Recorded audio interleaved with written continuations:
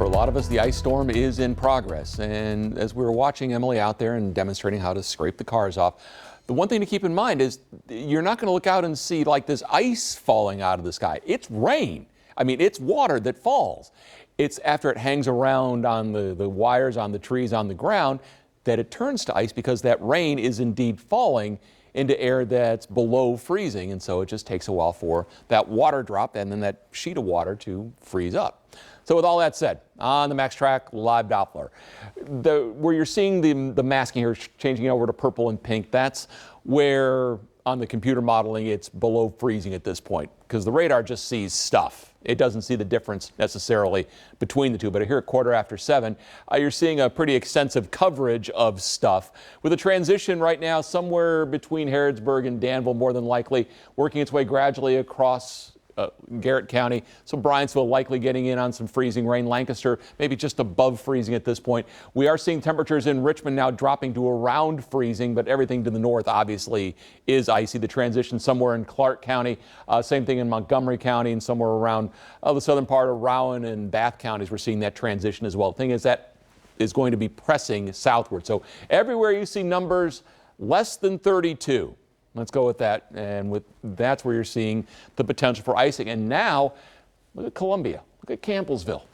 We're now down around freezing as well, so we may start to see some icing there in the next little bit. Stanford's now down to 31, Richmond's at 32, West Liberty's at 30. So take what the computer modeling here with the masking, move it about 20 miles south.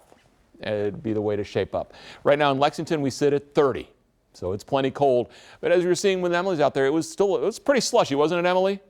Yeah, it's still a little slushy, not a solid sheet of ice just yet. So that's good, but it will get colder and it will continue to freeze up. So the ice storm warning is pretty much for everybody. Winter storm warning across the north because we'll mix in some sleet and snow. That'll lessen the overall ice totals. But this is a significant ice storm. Not to the levels of 03 and 09, which are the ice storms of record, but this still could be nasty enough. In the 8-day, temperatures likely staying below freezing all the way. And in the 8-day, it's a winter lover's dream, hopefully with more snow than ice. So the freezing line will be pushing south as we continue through this evening. It already is doing that.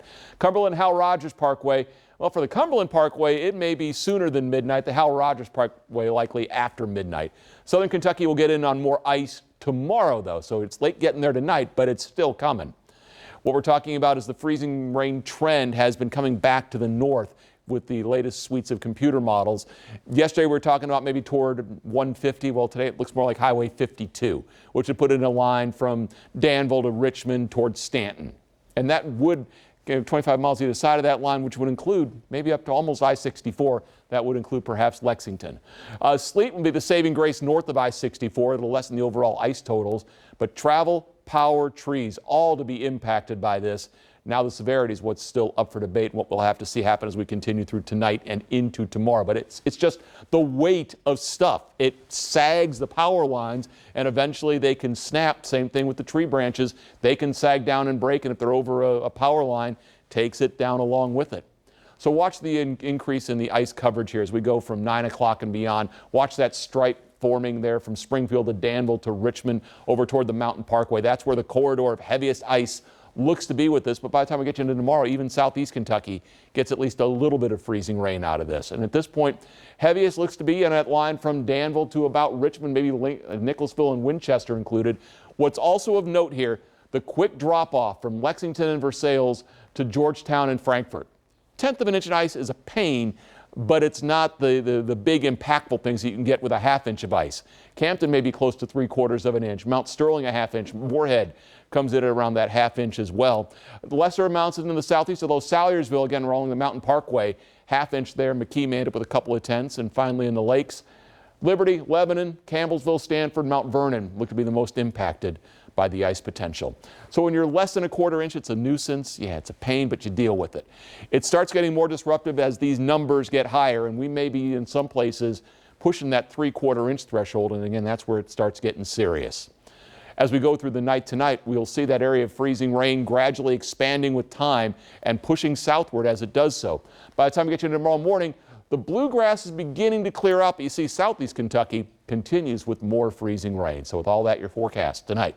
The ice storm warning, freezing rain for most, Rain to ice in the south, mid-20s. Tomorrow, the ice storm warning continues. Freezing rain may end as a brief period of snow. We're in the upper 20s.